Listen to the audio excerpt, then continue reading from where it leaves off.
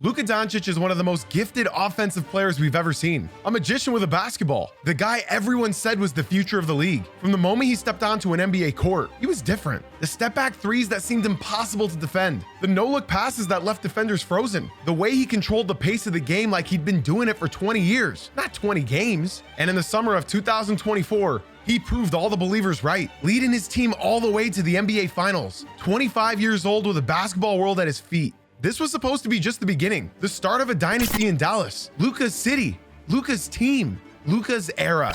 Then on February 2nd, 2025, in one of the most shocking moves in NBA history, Dallas traded Luka to the Los Angeles Lakers. The basketball world stopped. A generational talent in his prime, just months after making the finals, getting shipped out? You remember where you were when that happened? The reactions were immediate. He's supposed to have a statue. Profit over fans. Trying to figure out how I'm going to deal with all this. And you can also be called stupid for doing it. What? Everyone thought the Mavericks had lost their minds. How do you trade someone like that? The Lakers had just pulled off the heist of the century, but just 1 year later, something strange started happening. The same player everyone was defending, everyone was criticizing. Shot chucker, defensive liability, foul baiter, out of shape, complainer. Articles started asking the question that nobody thought they'd ever ask. Was Nico Harrison right? The player that everyone loved suddenly became a problem. So what exactly happened? Did Luka just become a different player overnight? Or did the trade simply give everyone permission to finally say what they've been thinking all along? Because here's the truth. The story of Luka Doncic isn't about a player who changed. It's about how quickly love can turn to criticism when the narrative shifts, and how sometimes the flaws are always there. We just didn't want to see them.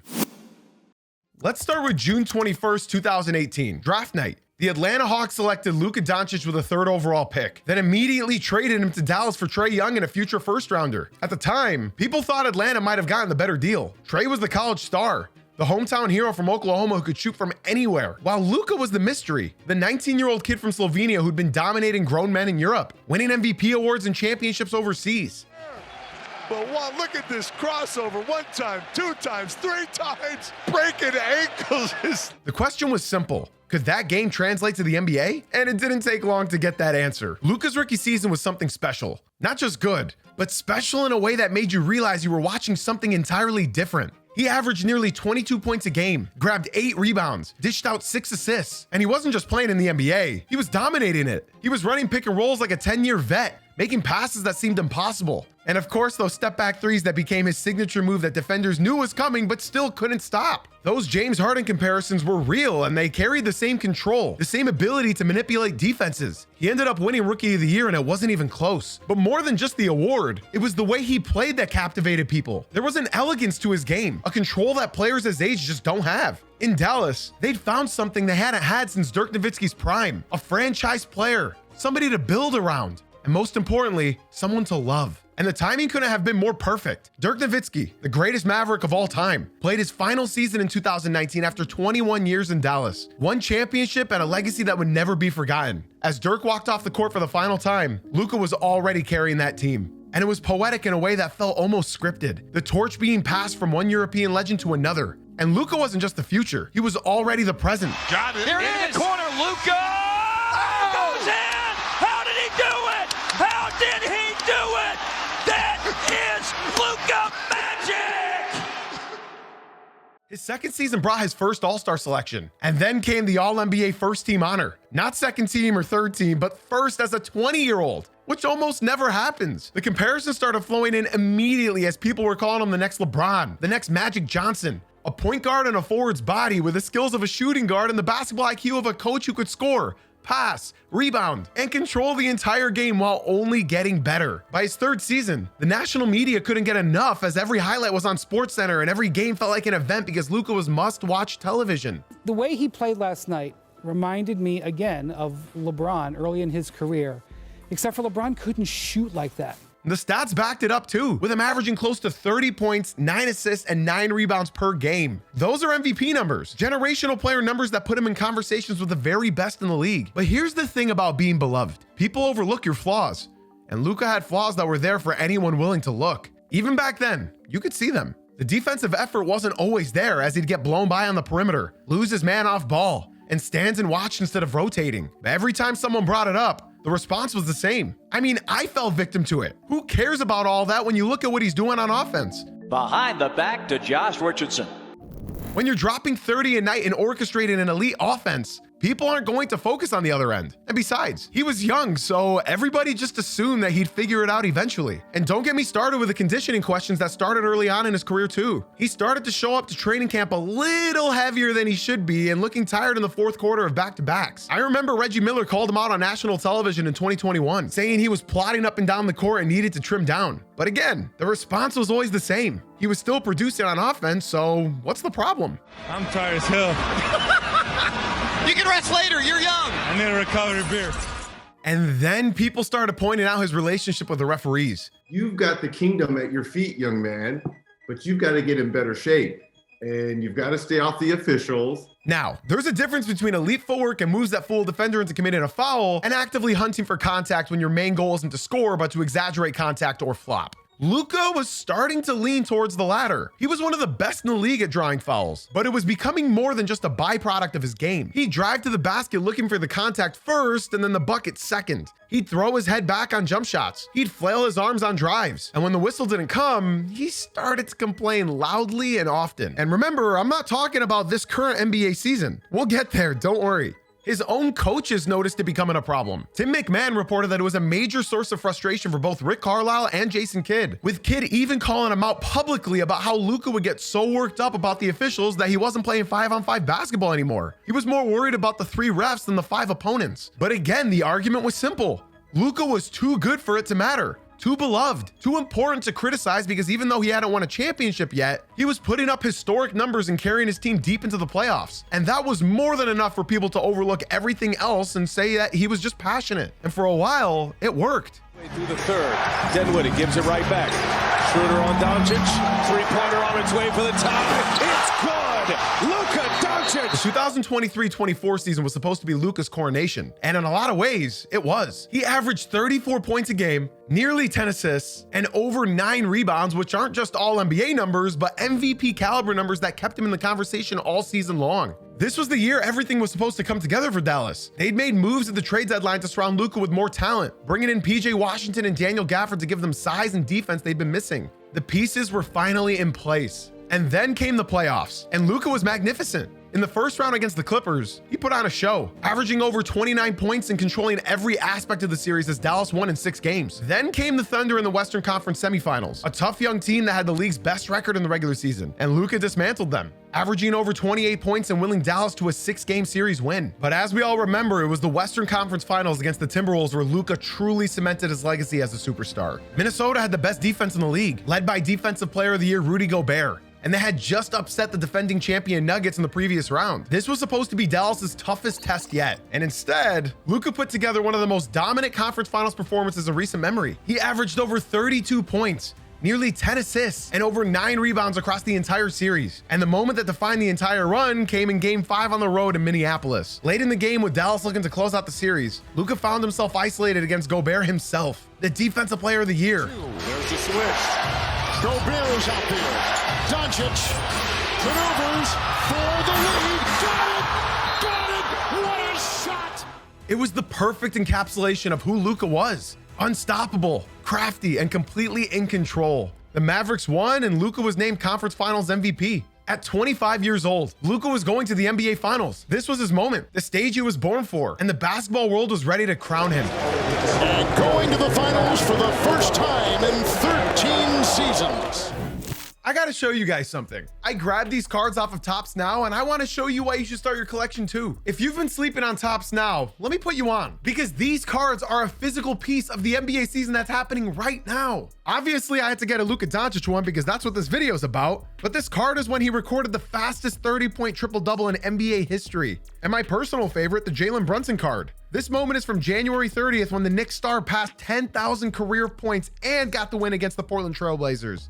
I remember watching these games live, and now I'm holding them in my hand. That's a real moment frozen forever. And that's what Topps Now does differently. Every card is tied to a specific moment from this season, a big game, a record, or a milestone, and you only have 48 hours to grab them. Once that window closes, they're gone forever. You can't get them anymore. And that's what makes them so special. And if you've never collected before, this is like the best place to start. You don't even need to know anything about collecting, as long as you care about the moment that happens. If you guys want to start your collection with me, then be sure to use my creator link that's in the pinned comment down below, as well as the description. The 48-hour clock is ticking. Don't waste any time. Go check out what's dropping right now at Topps.com. Major thanks to Topps for sponsoring today's video. Let's get back to it. The narrative was perfect. The kid from Slovenia who'd been doubted, who'd been traded on draft night, who'd taken the torch from Dirk and carried Dallas back to the finals. This was supposed to be the beginning of a dynasty. But then they ran into the Boston Celtics, and reality set in quick. Boston was the best team in basketball that year, and they had depth, the talent, and most importantly, the defense to expose every one of Luka's weaknesses. Joe Mazzulla, Boston's head coach, had built his entire system around one simple principle: find the weakest defender on the opposing team and attack them relentlessly. That defender was none other than Luka Doncic. Game after game, possession after possession, the Celtics ran their offense through whoever Luka was guarding. They'd set screens to get switches onto him. They'd isolate him on the perimeter, and they'd put him in pick and rolls to make him chase guys around. Jaylen Brown, Jason Tatum, Derek White. It didn't matter who had the ball. They were coming at Luka, and he had no answer for it. And while Luka still put up numbers offensively, you could see the toll that it was taking. He looked tired, gassed from having to carry the offensive load while getting hunted on defense every single possession. He looked frustrated, getting blown by over and over again, just watching Boston score at will. The cracks that people had ignored for years were now on full display on the biggest stage in basketball. And in game 3, with Dallas down 2-0 and desperately needing a win at home, Luka fouled out with just over 4 minutes left in the game after getting into it with the refs all night. Dallas lost, and the series was effectively over. His defensive performance is unacceptable. He is a hole on the court. The Celtics are attacking him. They are ahead in this series because they have attacked him defensively. Boston won in 5 games, and Luka's defensive limitations had been exposed for the entire world to see. But here's the thing, nobody really blamed Luka. He'd just put together one of the best individual playoff runs in recent memory. He'd carried his team to the finals, and at 25 years old, he had plenty of time to get back and finish the job. The narrative coming out of that summer was clear. Dallas had their guy. All they needed to do was build around him, give him more help, and championships would eventually follow. Luka Doncic was untouchable, a franchise cornerstone, the face of basketball in Dallas for the next decade at least. February 1st, 2025. Shams put out a tweet that broke the basketball world. Shams even had to add 4 words at the beginning of this trade. Yes, this is real. Guys, this is the most stunning trade in NBA history. Luka Doncic headed to the Lakers. Anthony Davis headed to the Mavericks. It's crazy that he can get traded, then anybody's up, for grabs, So yeah, you can also be called stupid for doing it. And that's exactly what I'm calling Dallas Mavs ownership. Stupid. The basketball world stopped. This couldn't be happening. You don't trade a 25-year-old generational talent who just led you to the finals 9 months ago. But it was real, and the reaction was visceral. Mavs fans were devastated. This is the worst moment in the history of my life. You don't trade a 25-year-old MVP candidate in his prime for a 32-year-old made of glass. That was just a terrible trade. Hate this, hate everything about it. He's supposed to have a statue. Hell yeah. He's supposed to have a statue. He was supposed to be the next Dirk. He was supposed to have a statue outside the arena. He was supposed to spend the next 20 years in Dallas. And just like that, he was gone. How did we get here? The 2024-25 season started with expectations as high as they'd ever been in Dallas. Luka was coming off of a finals appearance. The roster was intact, and everyone believed this was the year they'd get over the hump. The Mavericks started strong, sitting comfortably in the playoff picture through the first 2 months of the season. And Luka was doing what he always did, putting up monster numbers night after night. Finds Luka to beat the clock. He hits his first 3 tonight. What a pass by Hardy. But then came Christmas Day 2024. The Mavericks were playing the Wolves in one of the marquee holiday matchups, and midway through the game, Luka went down with a calf strain. It didn't look serious at first, just another minor injury that he missed a couple weeks for. But as the days turned into weeks and Luka remained out, people started talking. The usual criticism about his conditioning, about his lack of defense, all the things that had been whispered about for years but never really mattered because he was putting up historic numbers. People started attacking Luka when he couldn't defend himself. And I gotta make this clear in case people forgot. There were no trade rumors. Nobody was talking about Dallas shopping Luka. That would have been insane. And then on February 1st, Shams dropped the bomb. People thought he'd been hacked. There's no way that this tweet is real. This has to be fake. But it wasn't. Nico Harrison, the Mavericks general manager, had been working on this deal in complete secrecy. He'd been in contact with Rob Pelinka and the Lakers since January, and they'd managed to keep it under wraps until the moment the deal was done. The basketball world was blindsided. I did know that Luka was important to the fan base. I didn't quite know it to what level. How could you utter those words out of your mouth? That means that you are in some cocoon somewhere. You don't go outside. You don't go to the games, which clearly is not true because he's always there. Only after the trade did the reasons start leaking to the media. ESPN reported that the Mavericks had major concerns about Luka's constant conditioning issues. There were whispers about his work ethic, about him not taking his body seriously, about the front office being tired of the same problems year after year. Patrick Dumont, the team's new owner, would later talk about character and culture, saying the greats like Jordan and Kobe worked hard every single day with a singular focus to win. And if you don't have that, you shouldn't be a part of the Dallas Mavericks. One thing about me, I'm not going to talk bad about any players. Like that's not going to do, us or me any good. I just say there's levels to it. But see, here's the problem. All of this came after the fact. Justifications for a move that nobody saw coming. And the trade itself was stunning in its simplicity. Dallas sent Luka, Maxi Kleber, and Markieff Morris to the Lakers and got back Anthony Davis, Max Christie, and a 2029 first-round pick. That was it. For a player who was third all-time in career scoring average behind only Michael Jordan and Wilt Chamberlain. For a player who had 5 All-NBA first-team selections by the age of 25. The return felt laughably light. Just 7 months earlier, Mikal Bridges had gotten 5 first-round picks in a trade to New York. Desmond Bane would later fetch a similar haul. Did you hear the names that I just said? That meant that Luka Doncic, a generational superstar in his prime, got traded for essentially one future first-rounder and an aging big man? The optics were terrible. Nico Harrison tried to explain his reasoning. He went on record saying he believed that defense wins championships, that he wanted a two-way player to lead the team, that Anthony Davis gave them a better chance to win now and in the future. But nobody was buying it. The basketball world erupted. Fire Nico! Fire Nico! Analysts and fans were calling it one of the worst trades in NBA history before Anthony Davis had even played a game for Dallas. How could you get so little for someone so valuable? The Lakers had just pulled off the heist of the century. They got a 25-year-old superstar, not even in his prime yet, for an injury-prone 31-year-old big man and essentially nothing else. No disrespect, Max Christie, I think you're a beast. Rob Pelinka was a genius. Nico Harrison had lost his mind. On crutches that day. That was the day he hurt his calf, and it was the final game that he played for Doncic. And chance to fire Nico. Dallas had fumbled the bag in the most spectacular way possible. And Luka, he wasn't even told about the trade beforehand. He found out the same way everyone else did, scrolling through his phone and seeing his name in a trade notification. You hang up the phone the night you're traded, and you threw it? Yes.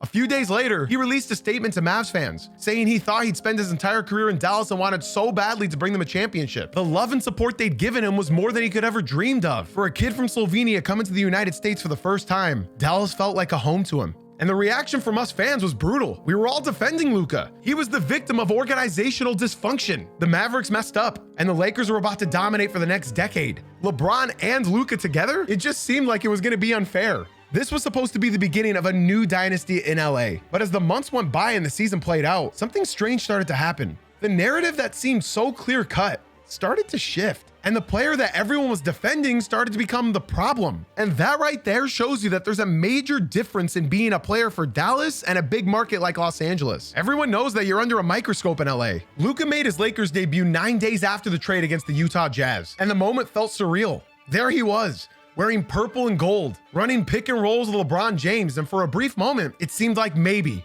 just maybe, the Lakers could actually be a contender this year. He ended up finishing that game with 14 points, 5 rebounds, and 4 assists in a win. And Lakers fans were of course ecstatic. The future looked bright, but the rest of the season told a different story. The Lakers finished with a 32-20 record after the trade, nearly identical to where they were before Luka had arrived. They limped into the playoffs as a middle seed, and in the first round, they ran into the Minnesota Timberwolves, the same team that Luka dismantled in the Western Conference Finals the season before. And just like in the finals against Boston, Minnesota had a game plan: attack Luka Doncic on defense. And I'll be the first one to tell you, the Lakers team was not that good. In fact, JJ Redick was basically playing the starters all game long because they didn't have anybody else. It was brutal to watch. Possession after possession, the Timberwolves ran their offense at whoever Luka was guarding. Anthony Edwards, Mike Conley. It didn't matter who had the ball, they were all coming at Luka. And well, he had no answer. He'd get blown by on the perimeter, he'd be late on rotations, and when he tried to help in the paint, Minnesota would kick it out for open threes. The Lakers defense was a disaster, and Luka was at the center of it all. Again, he still put up numbers offensively, averaging 30 points in the series,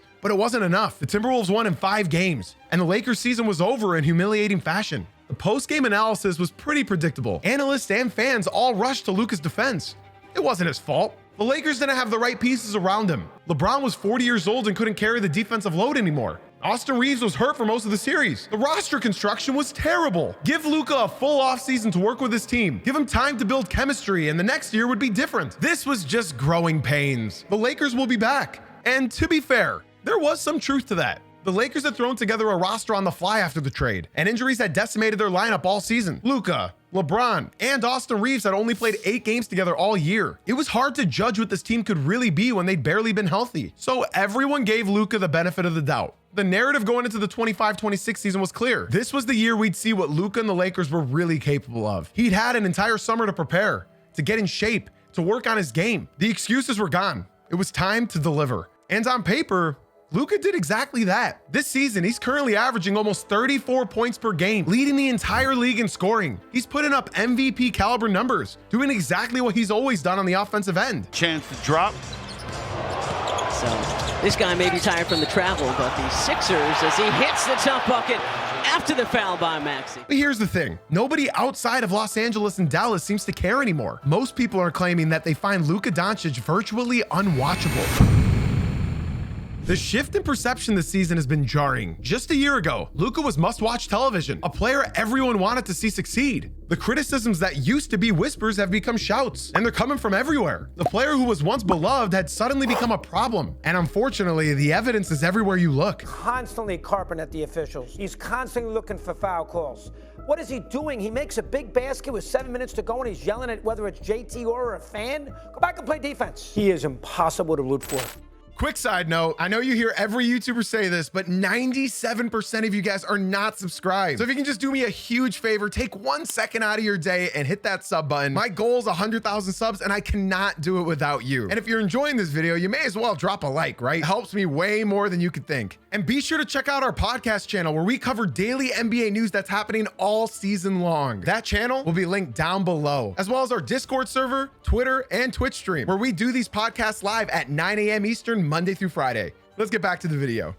Now, I gotta say this real quick. Shout out Jimmy High Roller. I've been subbed to him for as long as I can remember, but by cherry picking defensive stats that nobody pays attention to, he has somehow convinced the basketball world that Luka Doncic is an average defender. That's just simply not true. His defense, which was always questionable, has become indefensible. The Lakers are ranked 25th in defensive rating, and Luka is a major reason why. You've seen the compilation videos of his defensive lowlights go viral on Twitter, on YouTube, almost weekly. The moment for me that encapsulated everything came during a December game against the Detroit Pistons on NBC. Jalen Duren drove into the paint for an easy bucket, and it was Luka's job to slide over and help. But instead of rotating, he just stood there and threw his hands up in frustration. Reggie Miller, who was calling the game, couldn't hide his disappointment. But you've got to be better defensively. I mean, he doesn't even move 1 step. It's okay, Luka, to move your feet a little bit over and help out. Well, what does he do? He just throws up his hand. See, coming from a Hall of Famer like Reggie, that's not just criticism, that's disappointment. After the Timberwolves series last season, Zach Lowe called Luka's defense laughably bad and pointed out that Minnesota had targeted him in pick and rolls over and over again. Lowe's question cut deep. Why does Luka have to get humiliated at the beginning of every single playoff series before he shows the world that he can actually put in more effort? Gary Payton, who was one of the best defenders in NBA history, went even further by questioning Luka's will to defend, saying at some point it's not about ability, it's about just wanting to do it. You have to be dedicated to play defense, but do we want to do it? That's left up to him. And another thing that has become impossible to ignore for all NBA fans around the world is the foul baiting has just gotten worse. Luka currently leads the league with 12 free throw attempts per game. And half the time, it feels like he's not even trying to score, he's just trying to draw contact. He'll drive to the basket with his head already snapping back before anyone touches him. He'll throw his arms up on jump shots. He'll flail and flop and complain when the whistle doesn't come. And when it doesn't, he melts down and doesn't get back on defense. Are you playing one-on-one and like with the refs, or are you playing a game? It's every single possession now. It's completely out of control. It's just unwatchable. And I know what you're thinking. All the great players do this. There's a major difference between clowning your defender with amazing footwork and just driving to the rim aimlessly hoping to get that whistle. Robert Horry, a 7-time NBA champion and the man that lives in my nightmares for that shot he hit against the Pistons, watched Luka in a game against the Bucks in January and couldn't believe what he was seeing. Horry's criticism was simple but devastating. Because one of the things that upsets me about Luka is his game is predicated on getting fouls called. Just you too good of a basketball player to hunt for fouls. Just take the shot. Just take the shot, and 9 times out of 10, you're going to make it. This is something anyone who watches Luka, including myself, regularly thinks to themselves. You are way too talented to be playing this way. And the relationship with the referees has reached the breaking point. He's already racked up multiple technical fouls this season, and the constant complaining has become exhausting to watch. Luka's reputation with the refs has gotten so bad that even when he does have a legitimate gripe, nobody takes him seriously anymore. He's cried wolf far too many times. And then there's the conditioning, the issue that allegedly got him traded in the first place. After the playoffs ended last season, Luka did something that he'd never done before. He actually took his body seriously. He spent the summer working with trainers, adopted a gluten-free diet, tried intermittent fasting, went through 2-a-day workouts, and posed for the cover of Men's Health magazine looking noticeably leaner. The fact that he had to completely overhaul his approach to fitness in his 7th NBA season was telling. It proved that the concerns were real, that this had been a problem all along, and that he'd just been getting by on his talent alone. But even with the improved conditioning, the effort on defense hasn't changed. He's still getting blown by, still standing and watching, still more concerned with complaining to the refs than getting back on defense. And I'm not gonna lie, as the season has worn on, his body seems to have reverted back to where it was in the past few years. He looked noticeably skinnier at the start of the season compared to now, and people have started to notice. For a year into the Luka trade, it's still not working out that well. It can't take this long. His athleticism is regressing. The conditioning issues that got him traded haven't gone away. They just took a few months to come back. JJ Redick, the Lakers head coach, hinted at this after their first-round exit last year. You know, we have to get in championship shape. There's certainly other ones that could have been in better shape. Everyone knew who he was talking about. The shot selection has become another talking point, and it's actually spawned its own nickname online, Chuka, as in Luka the Chucker. And look, it sounds harsh, but when you're attempting 11 three-pointers a game and only making 32% of them, when you're taking early clock pull-ups from 30 feet and bailout heaves at the end of possessions, it's hard to argue with. He even admitted it himself years ago after a loss to the Suns about needing to stop taking bad shots. But it seems as though that nothing has changed. And here's the thing that makes it so frustrating to watch and talk about. He is so capable of being the best player on the floor on any given night. There are moments, sometimes entire stretches of games, where you're watching something that feels like wizardry. The way he manipulates a defense with a hesitation dribble, the way he threads a no-look pass through traffic that nobody else in the league even sees, the way he can will a team back into the game just by demanding the ball and imposing his will. Those moments still happen. Doncic, throw it up, score! And one! And in those moments, you completely understand why everyone fell in love with him in the first place. But then he'll stand flat-footed on defense and let somebody walk right past him. He'll chuck a 32-foot three with 18 seconds left on the shot clock. He'll spend 45 seconds arguing with a ref about a call that happened 3 possessions ago, and it's almost more frustrating because you know what he's capable of. You've seen the ceiling, and when he's not living up to it, when the bad version of Luka creeps up, it's not just disappointing, it's genuinely hard to watch. Speaking as someone who has followed his career closely and genuinely wants him to succeed, there are nights where he tests your patience in a way that very few players can. And through all of this, one question started to gain some traction. One that seemed absurd just a year ago, but now felt legitimate. Was Nico Harrison right?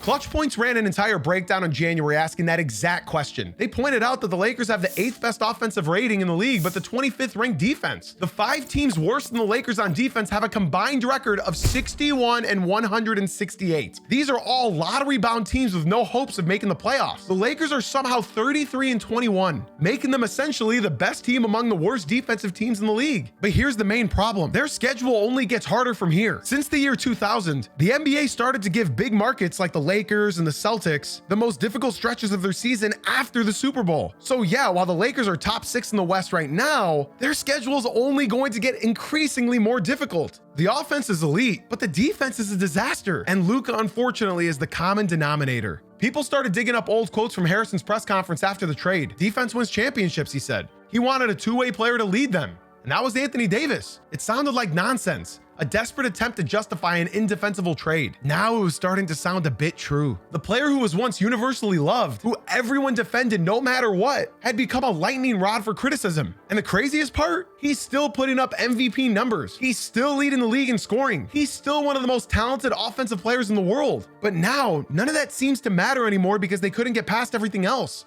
It had all become too much to ignore. On my podcast channel, I talk about Luka Doncic at least once every couple weeks. And whether it's positively or negatively, we can all agree on one thing. Luka's one of the best, but he can be so much better. Luka Doncic, the player everyone thought the Lakers had stolen, had become the player that everyone started to question. The wizard and the chucker, living in the same body, playing for the same team, driving fans and analysts crazy in equal measure. You know what Luka Doncic's statue, if he ever gets one outside of crypto now, is going to be?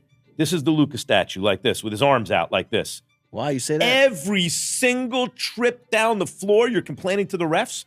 So finally, let's ask the question directly. Was Nico Harrison right to trade Luka Doncic? Because there are actually two separate questions here. Was Nico right about Luka? And was Nico right in how he went about the trade? And those two questions have very different answers. Let's start with the trade itself. Even if you believe every single criticism of Luka, even if you think that he's a defensive liability, a shot chucker, a player who will never change, it's pretty simple that the way that Nico Harrison went about this trade was indefensible. We already talked about how Mikal Bridges fetched 5 first-round picks just 7 months earlier. Luka Doncic, a 25-year-old perennial MVP candidate, got traded for Anthony Davis and essentially nothing else. And just in case there was any doubt about how wrong that return was, Dallas answered it themselves just 1 year later by trading Anthony Davis to the Washington Wizards because he couldn't stay healthy. He played only 29 games for the Dallas Mavericks, and his career trajectory didn't fit alongside their new franchise cornerstone, Cooper Flagg. Think about that for a second. They traded Luka Doncic, got Anthony Davis back, and then gave up Anthony Davis within a single season. And I know you're probably wondering, what did they get back for Anthony Davis? Chris Middleton and a handful of role players. So when you trace it all the way back, the Mavericks essentially traded one of the most gifted players in NBA history for Chris Middleton and a lottery ticket. And of course, the conspiracy theory started almost immediately. How did the Mavericks end up with the #1 pick in the 2025 draft with just a 1.8% chance of winning the lottery? In a draft that had Cooper Flagg, the most hyped prospect since LeBron James, people were screaming that the lottery was rigged, that the NBA had compensated Dallas for essentially gifting the league's most glamorous franchise a generational superstar at a bargain price. And look, that conspiracy isn't completely crazy on the surface. The Lakers are one of the NBA's crown jewel franchises, and having Luka in purple and gold is very good for business. But when you really think about it, the timing makes it almost impossible to have been planned. Nobody could have predicted that Anthony Davis would break down and play only 29 games for Dallas. Well, sorta. But nobody could have predicted that Kyrie Irving would get hurt and miss significant time. Nobody could have predicted that the Mavericks would end up in the lottery at all, let alone win it. You can't orchestrate chaos like that, unless you believe that Kyrie Irving wasn't really hurt. And if that's the case, you're on your own there, buddy. The lottery conspiracy is a fun theory, but it falls apart when you really think about it. What we do know is that Nico Harrison was fired in November 2025, just 9 months after that trade. The bill was due, and it was time for the man who traded Luka to begin with to pay it. He will be remembered as the guy who traded Luka Doncic. 100%. Yeah. He could not make that trade himself.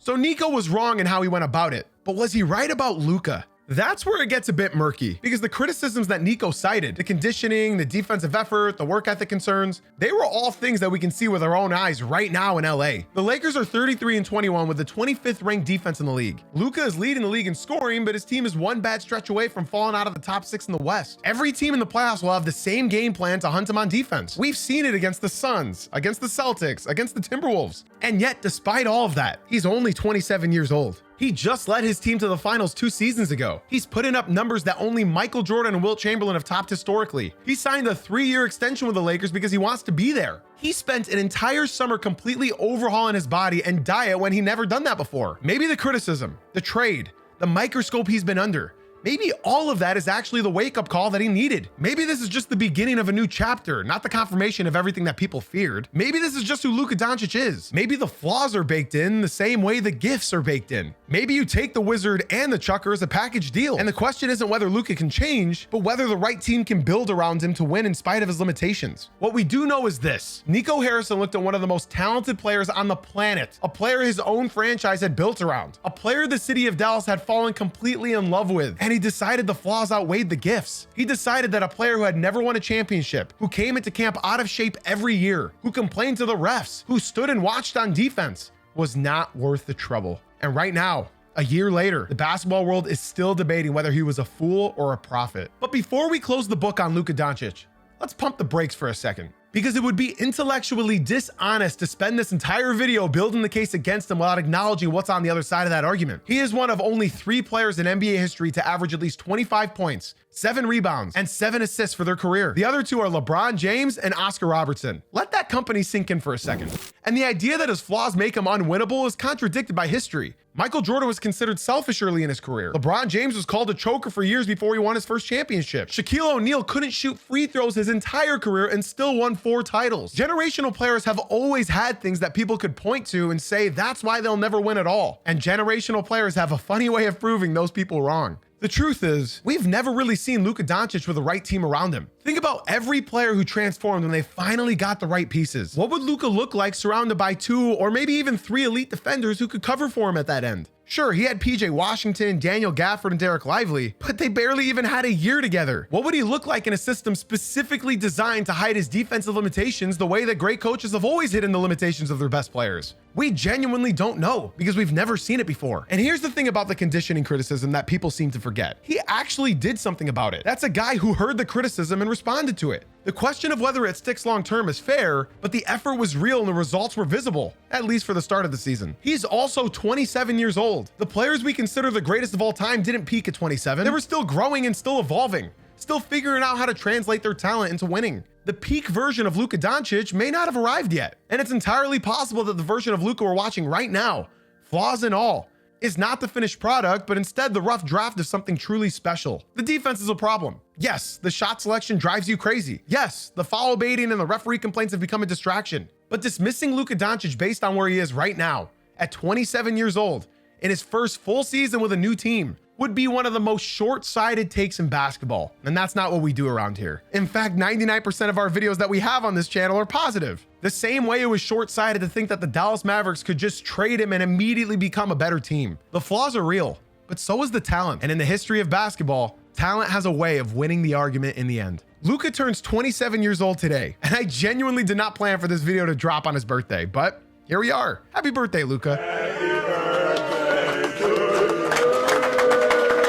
I promise this comes from a place of love. I want him to succeed. He's leading the league in scoring and under more scrutiny than any point in his career. The player everyone loved has suddenly become the player that everyone debates. And the fascinating thing is that nothing about him has actually changed. He's the same player he was in Dallas. The same step back threes, the same no-look passes, the same defensive lapses, the same complaints to the refs, the same conditioning concerns, the same gifts, and the same flaws. What changed was the narrative around him. In Dallas, he was protected by love. The city adored him. The media gave him the benefit of the doubt, and the flaws were explained away by the production. But the moment he was traded, the moment he put on a Lakers jersey, it was like the entire basketball world finally gave itself permission to say what some people have been thinking for years. The trade didn't reveal a new Luka Doncic. It revealed how he actually felt about the old one. And that's what makes this story so interesting, because the criticisms aren't necessarily wrong. These were always obvious things about Luka's game. The box scores from 2021 look the same as the box scores from today. The defensive film from his Dallas years look identical to what we're seeing in Los Angeles. Nothing changed except the jersey and the willingness to talk about it. Think about how quickly all of this happened too. In June of 2024, Luka Doncic was the hero of Dallas. The guy who had just carried a decent roster to the NBA Finals on his back. The player everyone agreed was one of the top 3 or 4 players on the planet. By February of 2025, he was being traded. By the summer of 2025, people were asking if his conditioning was the reason. By the fall of 2025, videos of his defensive lowlights were getting millions of views. By early 2026, respected analysts and former champions were questioning whether he was even worth building around. 9 months. That's all it took for the perception to completely flip. And you know what? Maybe that's the most important takeaway from this entire story. Not whether Nico was right or wrong. Not whether the Lakers can win a championship with Luka. Not even whether Luka himself can fix the flaws that have followed him his entire career. The most important takeaway is how fragile a reputation can be in today's basketball world. How quickly love can turn into criticism when the narrative shifts. How a trade, a jersey change, a new market, a new microscope can completely reframe how we see a player we thought we all knew. And how sometimes the flaws were always there. We just didn't want to see them. I hope Luka makes us all look like idiots. I really do. Thank you for watching. Please be sure to drop a like, subscribe, hit that bell, and check out our podcast channel where we upload daily NBA content. See those videos on the screen? Give one a try. I'm sure you could use a positive video right about now.